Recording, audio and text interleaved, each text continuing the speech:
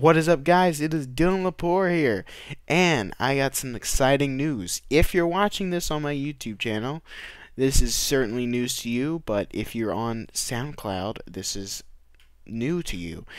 Welcome to my first ever Monday morning PlayStation podcast with Dylan Lepore, me, your host, and each and every week I post a video on Monday at 6 a.m. Eastern Time as an MP3 and video file on YouTube and SoundCloud. You can go to youtube.com/Dylan Lepore or soundcloud.com/Dylan_Lepore.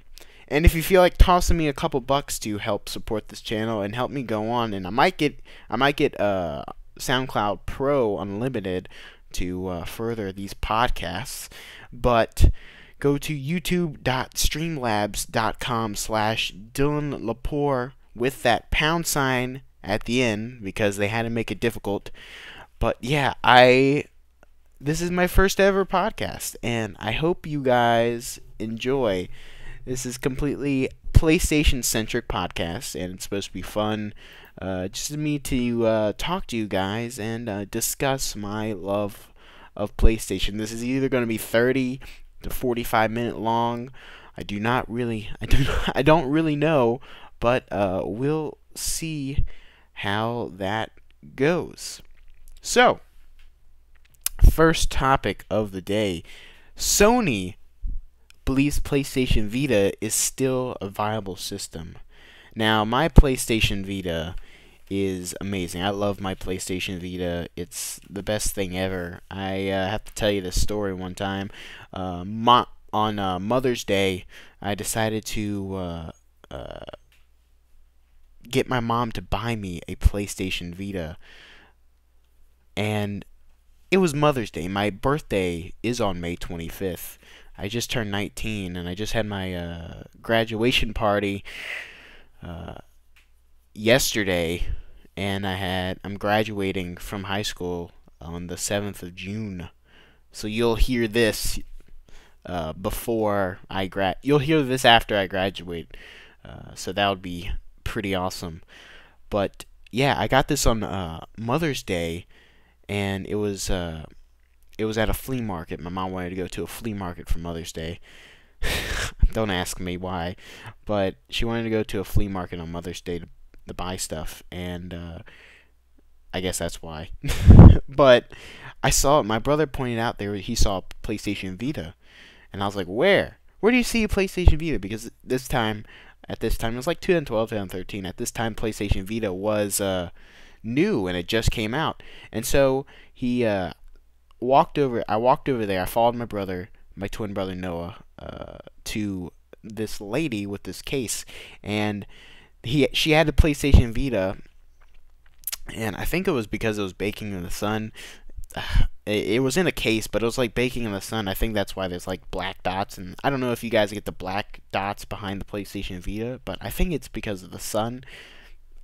I'm not sure, but yeah, I got the Vita, and it was the $300 version with the AT&T card in it, but I didn't use that. I was going to use it. It was the 3G hotspot, 3G Wi-Fi, and cellular service, and nobody really used that because they didn't really integrate it well. Sony, what they did with the PS Vita, we'll talk about that in a little bit, but it was $100 off, and I was like, that's pretty cheap because it just came out. It's $100 off, and she threw in some accessories and a game or two, and it was awesome. I begged and begged and begged my mom to get this for me, and we were like standing there for like 30 minutes or an hour because she finally gave in and got me the PS Vita, because I was like, I'll do anything. I'll do anything. I'll do the chores. I'll do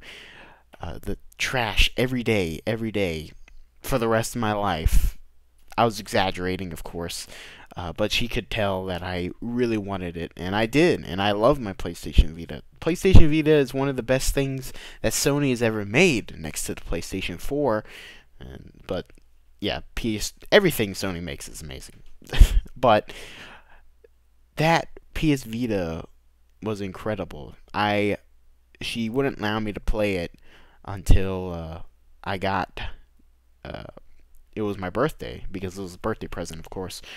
And I was just really excited to play it. I was like, this PSP.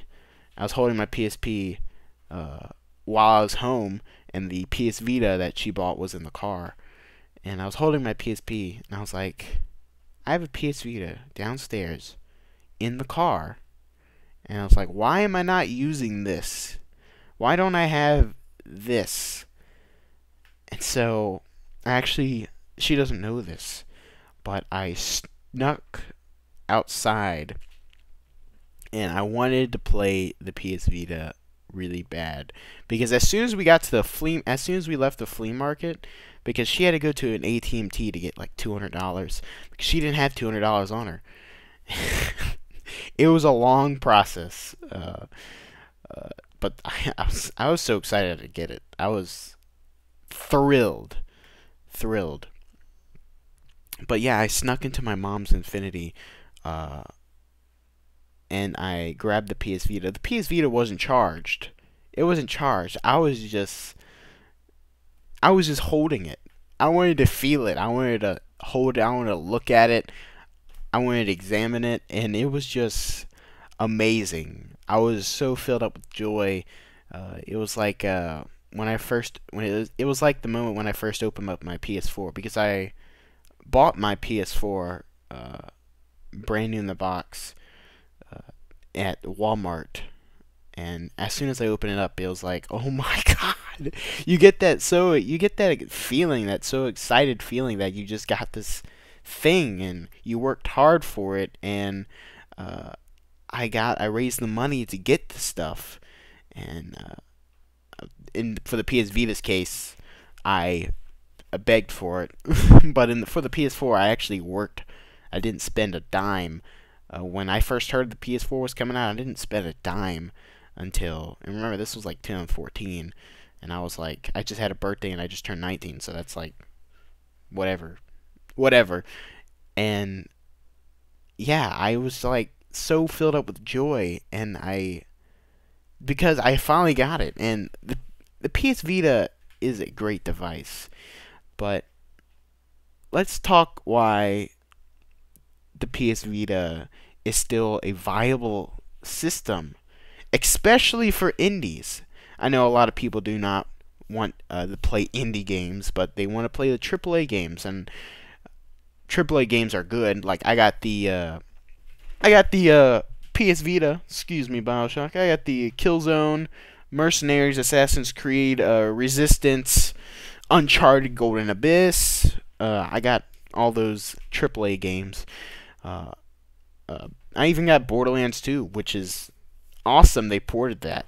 That's like the biggest AAA game they have on there, on the PlayStation Vita. But really, the PlayStation Vita is one of the best consoles, especially handheld consoles, that has ever came out. And I'm hoping that Sony or anybody comes out with a much superior one than that.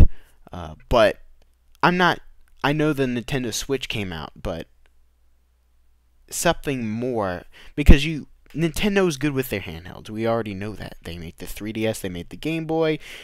I have all the Game Boys. I do not actually have a 3DS. I don't have a 2DS either, but they make great handhelds. But I just want to see somebody else that's not a PC maker, like the Razer stuff. I want to see something like dedicated, like Xbox or PlayStation, or somebody else that comes along.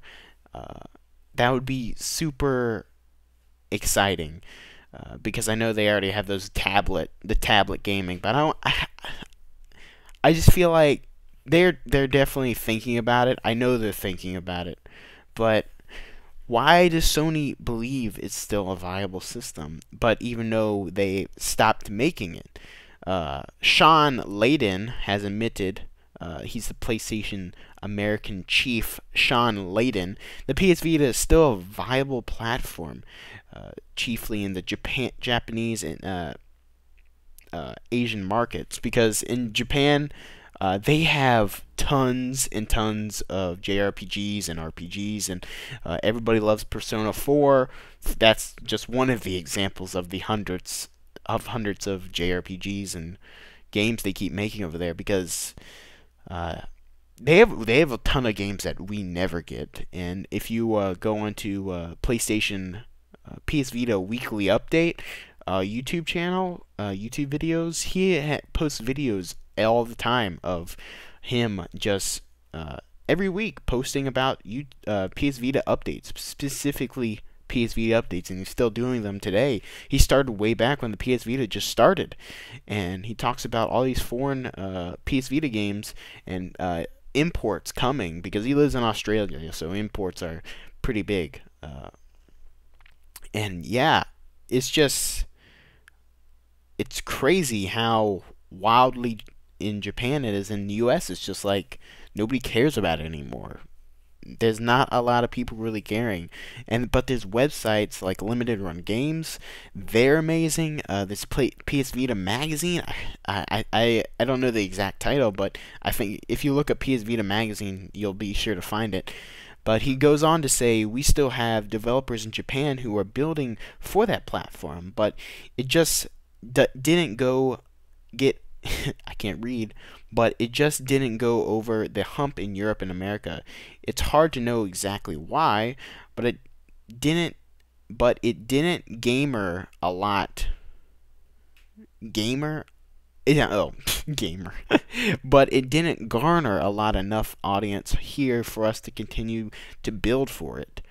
There are plenty of armchair analytics who will tell you that pricey memory cards and a dearth of the first party software are to blame, but in our opinion, the market just isn't interested in dedicated portable gaming devices anymore, especially if they don't have Nintendo on the box.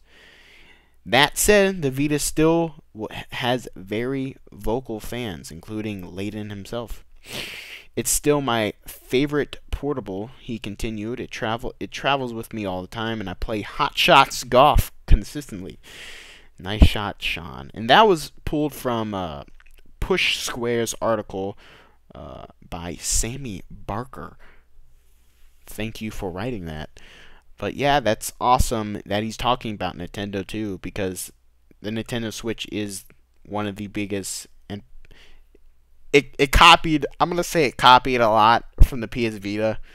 But that's what I believe, and the Switch did phenomenally well. Like, it's crazy. I do not personally have a Switch, but I played around enough of it to see what they did with it, because it's not, you don't need a, like, what the PS Vita did is that it was in that era where it focused on gimmicky, because it was still in the PlayStation Move, the Wonder Book era. I just started playing Wonder Book on the PS3 because I'd never done it, and yeah, it was still in that gimmicky era. I think that's one of the reasons why they tried out with the 3G model, and with the touchscreen, the back touchscreen, the little deviants, you punch the screen. It was cool. Like, it was cool, especially with the Uncharted Golden Abyss. You hold it up to the light, it starts to heat sink, I guess. I don't know how that worked. Maybe it was because of the camera, or just felt the heat of the light. I don't know exactly how that worked, but move my mic, but it was cool. And Golden Abyss, Uncharted Golden Abyss was a perfect example of why the PS Vita, you need to have a PS Vita. But that's not the only reason why. The indie games, because indie developers love the PS Vita. The thing with Nintendo, though, Nintendo is really pushing just their AAA games. They only do advertising. Like, if an indie developer would to put a game on the Nintendo Switch, it would be barely seen, because Nintendo doesn't really advertise the indie games as much, or at all. basically, because they're focused on their AAA games, and I'm guessing they don't seem a lot, from what I've heard, they don't see a lot within the indie, and they want to really push what they make more, and they're not really supporting. Like, definitely Steam has that, and PlayStation is getting that indie. PlayStation has a phenomenal indie library. I think it's even better than Steam, because Steam, those PC nerds, Steam has a clutter of indie games. Anybody can make indie games. Anybody. And I like how it goes through the process of PlayStation, because PlayStation does, like, I love Toast. What is a Toast? A game about Toast. Toast game. PlayStation does look at their games, and they have some weird oddballs in it that shouldn't be allowed on the PlayStation Store. But I'm glad they do look at their games, and they did with, I don't know if you guys remember PlayStation Mobile or PSN Minis. Mins, those were great, but they were trying to convert mobile games to the PlayStation devices. And for the most part, it worked, and there were some pretty awesome games on there. Like, I still have a couple PlayStation Minis on my PS Vita that are actually really cool. There's the Sparta one. It was like a God of War clone, but still, that was a really good game. I really liked it, and I don't know if you guys know what I'm talking about. Comment below if you know. But yeah, the PlayStation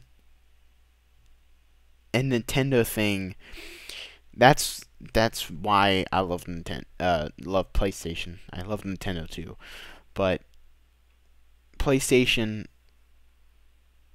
the audience is better with it, and I think the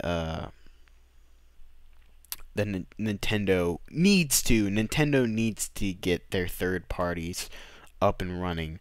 They need their support, because first parties aren't gonna, they're gonna last. I know they're gonna last. Third party support is gonna last, but there's gonna be a point where they need third party support. I don't know I'm not gonna say what point that is or why they need that, but I know they do, and third parties definitely need their support, because not everybody can make a AAA game, and having these little indie games, like little side quests, they're amazing. And for example, Journey was an indie game, and look how well that turned out. Seriously. But they need that support from it, and the PS Vita definitely gives that support. It does advertising. You see advertising all the time for indie games, and with PlayStation Plus, which is incredibly amazing. PlayStation Plus, if you do not have it, they recently did a price change with it. It's now $60, not $50 anymore. But PlayStation Plus does a great job of giving us indie games, and it gives us tons of indie games all the time. But again, some people hate it for that, because what is it, like disc is coming? This disc game is coming to the PlayStation Plus. But let me actually look up right here the PlayStation Plus games, because I did write an article on brutalgamer.com about the PlayStation Plus games. And let's see. So the PlayStation Plus games for the lineup for June 2017 are Life is Strange. Life is Strange is an episodic graphic adventure video game developed and published by Square Enix. It follows the story of Max, a girl that discovers she can rewind time as she finds out who she really is, saving her town from destruction. The game floats on the side of a teen drama and may not seem like it's for you, but once you get into it, you won't put it down. I've never personally played Life is Strange, but finally have the chance to, because I don't have the I don't have a lot of money to spend on new games, and that's why I love PlayStation Plus. You can pay $60 and you get thousands of dollars worth of games a year. That is an incredible That is incredible dear to me, deal to me, and it shouldn't be taken for granted. Uh, and I love it. But one thing I do not like is that when you do not have PlayStation Plus anymore, you can't play any of the games you got. But I digress on that.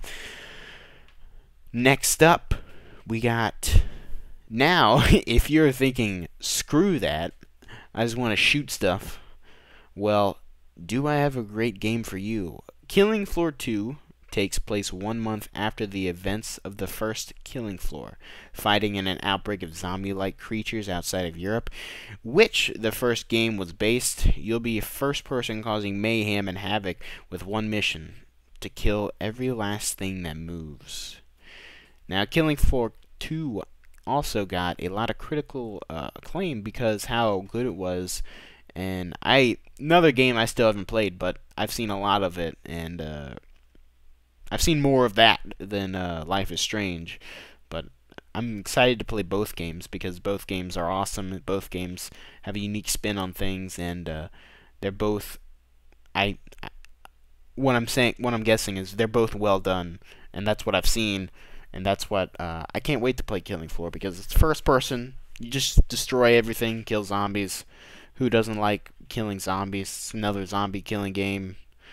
I mean, I feel like this one takes a different spin on it. But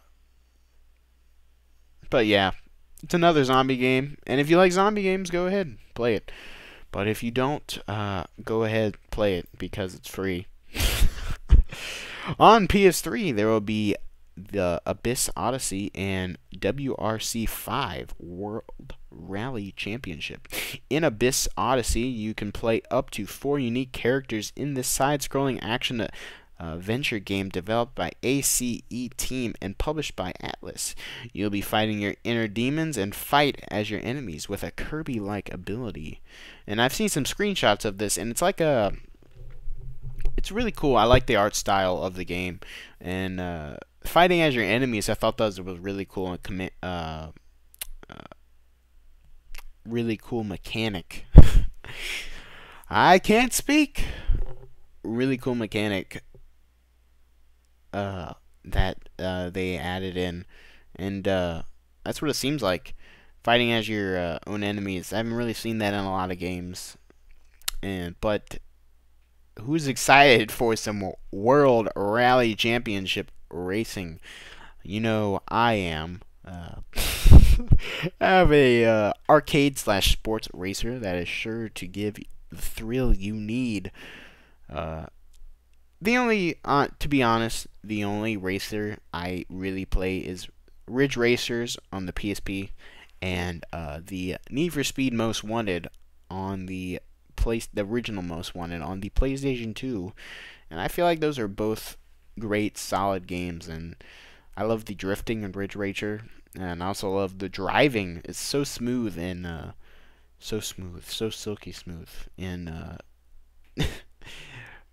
Need for Speed Most Wanted on the PlayStation 2. I love that game on Need for Speed Most Wanted on the PlayStation 2. I have all the Singular and Burger King billboards and the old songs playing, and it pulls me back. It pulls me back to those old days in the PlayStation, playing in my room on the beach house, back in Outer Banks with my family on vacation, playing some Need for Speed Most Wanted. Those are great times. That was a long time ago. Next up on the PS Vita, there will be Neon Chrome and Spy Chameleon. Neon Chrome is a procedurally generated twin stick shooter where it's your goal to kill the Overseer. Fighting through waves of enemies and destroying the environment along the way gives you opportunities to experiment and make every death a new beginning. Interesting. It's like it's another like Hotline Miami clone. Even though Hotline Miami is a clone of other games, but it's all bringing that retro feel. But yeah, this game looks pretty cool. You just shoot stuff. It's basically Hotline Miami, or it's kind of like it. You shoot stuff and you blow up the walls, and you can shoot people through anything. Destruction. I think it has more destruction than Hotline Miami. Definitely more destruction. You can shoot through walls and tear down walls, and but it has the same setup and looks definitely like it.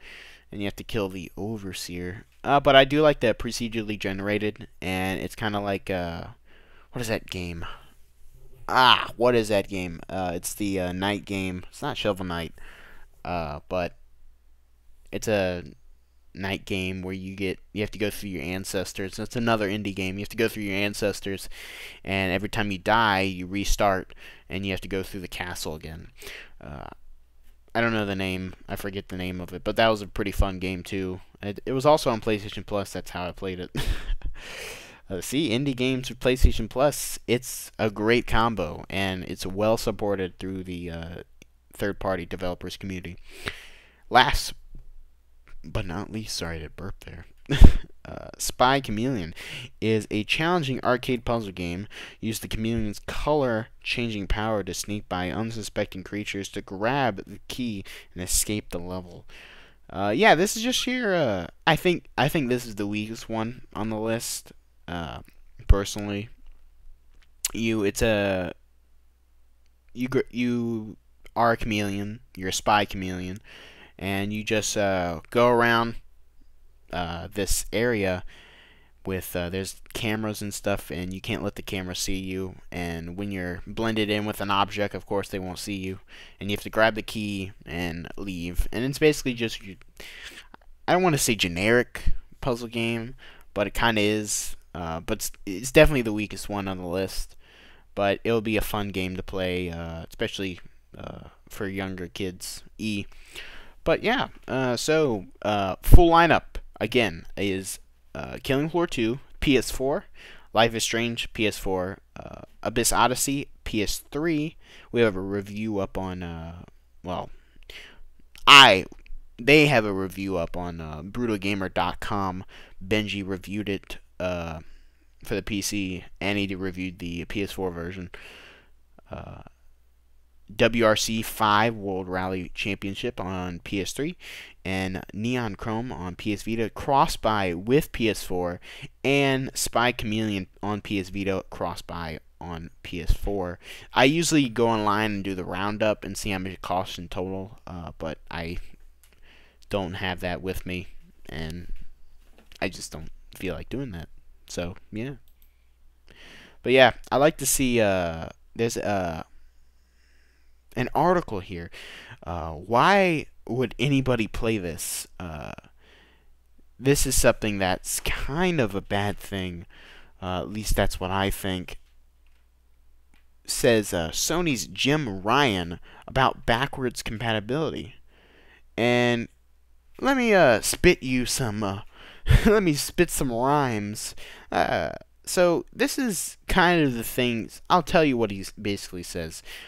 Unfortunately, it doesn't look like this is from, let's see, VG247, written by Sheriff Sade. Sorry if I mentioned your name wrong, but Sheriff Sade. Unfortunately, it doesn't look like Sony has changed its take on backwards compatibility much. Sony's head of global sales and marketing, Jim Ryan, told Time that he doesn't see why anyone would play old games given the advancements in fidelity achieved today. When we dabbed with backwards compatibility, I can say it I can say it is one of those features that is much requested, but not actually used much," said Ryan. That that uh, that and I was at a Gran Turismo event recently where they had PlayStation 1, PlayStation 2, PlayStation 3, and PlayStation 4 games, and the PlayStation 1 and the PlayStation 2. They looked ancient. Like, why would anybody play this? Ryan's comments are very surprising, particularly when you consider that Sony is selling those very same old games on PS4 after slightly prettying them up and adding in trophies. It's a bizarre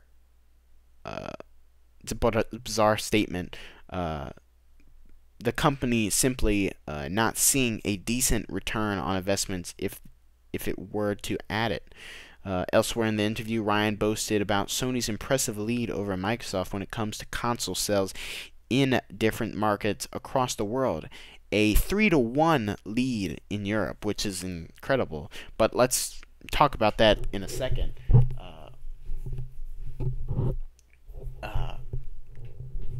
That, Jesus. Like, why would he... If you add backwards... I'm still waiting for my Spyro games on the PSvita. Like, where are my original PlayStation 1 Spyro games? Like, I would love to play those again. I bought them on the PlayStation 3, and I used to play them on the PSP.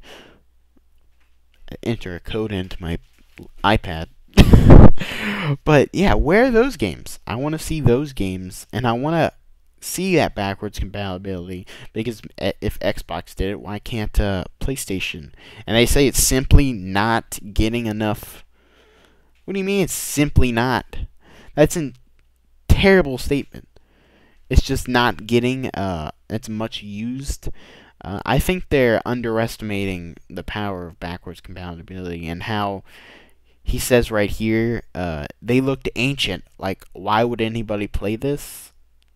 What do you mean by that? People play retro games all the time. They make new games that look like old. You go back into the 70s, exaggerating a little bit. You go back in the 70s and you show a kid Mario, and then you show him Shovel Knight, and he's like, "Wow, that's the advancements in technology? These graphics look the same." If you know what I mean. Retro. They're both retro-ish games. One's newer. You know what I mean. But people still play retro games. I still play retro games. I put them all up because we're moving. I used to have a whole bunch over here. But I play Game Boy all the time. I play old Nintendo games all the time. PlayStation 1 all the time. I just had time to go back to my PlayStation 3. Because I'm at a school right now until I have to go for graduation. But it doesn't make any sense. Why? This is just him being, a jerk or whatever. They look ancient. Like, why? Who would anybody? Oh God.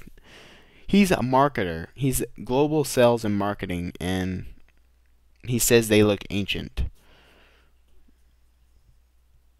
Yeah, I just don't understand. What is he not seeing? I don't think they implemented enough to even test it, unless they're just doing it on testers. Because if they're just doing it on little kids, of course, little kids want to play. There's the gamers, and then there's the casual gamers. You know, the ones that get the yearly sports games, or the yearly Call of Duty or Battlefield, the yearly Assassin's Creed game, even though this year they didn't come out with one. There's those people, and if they're just, which are a huge majority, but they can't just focus on those people. There's a huge amount of people that still want to play retro games and still want to have that experience and play those games and having them on the PS4 would be a great opportunity, even though they just took away PlayStation Now from the PS Vita, and I think they took it away from the PS3. I could be wrong. I think they did. But having that on the PS4 is incredible, and not doing that, they're missing a giant opportunity of earning money and catering to a bigger audience, because retro gaming is still alive and going, because you go on YouTube and shout out to Metal Jesus Rocks, but he has an amazing channel on fix my iPad again. He has an amazing channel on retro games, and I watch him all the time. And Retro Game Room, is that Intergalactic Space Arcade? They're an awesome channel too, all about retro games, even though they also do modern reviews. But they're an awesome channel, and go check them both out, because they do retro games, and they talk about retro games and the way they talk about retro games, and they do collection videos. It's just incredible, and Sony is definitely missing a big opportunity here, even though it's one guy from Sony, this this Jim character, Jim Ryan. Sounds like he's running for president. But yeah, it's just one guy, and no, it's not how the entirety of Sony feels. But I hope and I wish Sony goes into this as backwards compatibility, because the Xbox 360 backwards compatibility support has been going off, and some of like most of the Xbox 360 games has been on the top of the charts, on most played charts on the Xbox Live. Not to mention seeing a sales boost, such as in the case of Black Ops and Black Ops 2. They're definitely missing an opportunity here, and I hope they go that way. But yeah, their sales in Europe. Jesus, man. 3-1. Oh my god. Oh, I'm stretching too. Oh, it's just so amazing. Ugh. But 3-1. Dear God. That 3-1 lead is amazing, and Sony, the PS4 definitely won the battle, and I'll be covering I'll be covering E3, the E3 coverage and everything. I'm recording this before E3, so sorry about that, guys. But yeah, I'm recording this before E3, and their fight, PS4 won. I don't know if I'm going to get a PS4 Pro, but PS4 is doing very well. In fact, if you're watching NPD for the PS4 and Xbox One sales, you put those together, and console gaming has never been as big and vibrant as it is right now, and that's just here in the States. He explains, Jim Layden. No, not Jim Layden. No, that was Sean Layden, the other guy I mentioned before. But yeah, the PS4 is definitely winning. Hopefully, they do not screw up the Scorpio, because in this fighting battle, Xbox does need to get a punch in there sometime, please. I mean, the backwards compatibility thing was a punch. That was a tap. But Xbox definitely needs to up their game.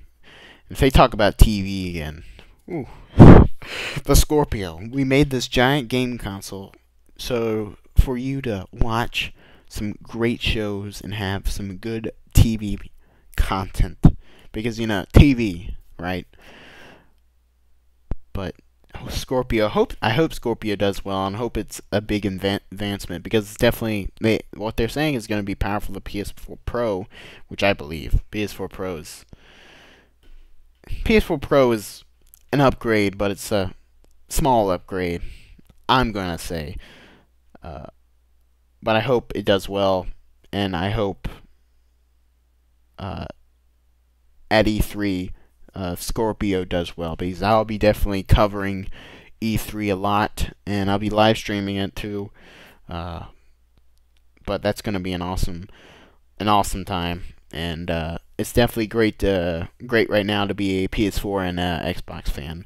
But in the States and North America, it's a 2-to-1 against Xbox, and that is that's awesome to hear. Actually, it's great to hear that PlayStation's doing so well after. I guess you can say they're owed that, because what they did with the PS3 during that E3 launch, during that 2006 E3 press conference, that was horrible. That was horrendous. The PS3, it will cost eight. What was it? Was it 600, 800? It was either. I think it was $600. I think they said the PS. I think it was 600, 800. I don't remember, but Jesus, $600 or $800 is way too much. And then their press conference was just horrible. But luckily the next year, they brought it back with the PS4 Slim. It really saved everything. But I digress on that topic. Another topic for another time. But yeah, it's definitely going places, and I can't wait to continue playing my PS4 and getting Destiny 2 and playing that with you guys. But last topic here, small topic. A Vietnamese skincare client is using Umbrella Corp's logo, and they're totally not making the T virus. Another article by VJ 24/7. Shabana. I'm gonna say that wrong, but yeah. The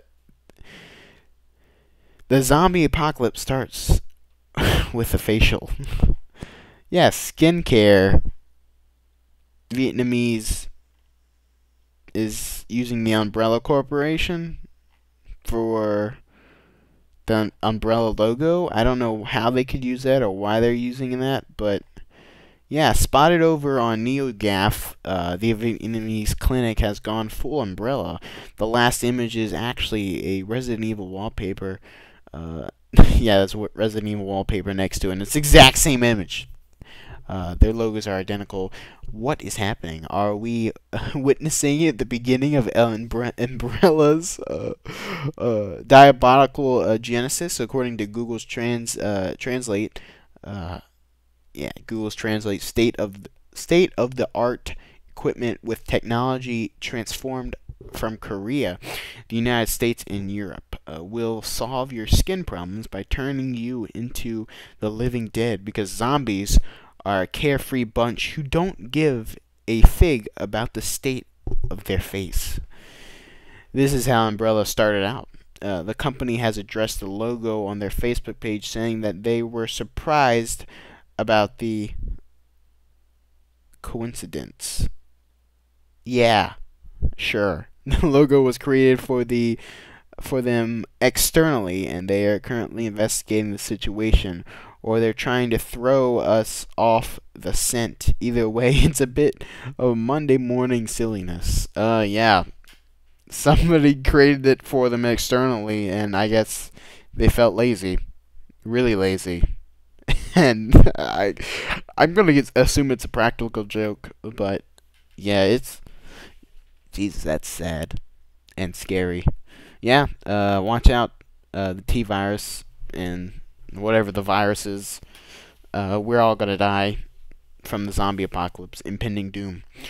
But I hope you guys enjoyed the PlayStation the Monday morning PlayStation podcast.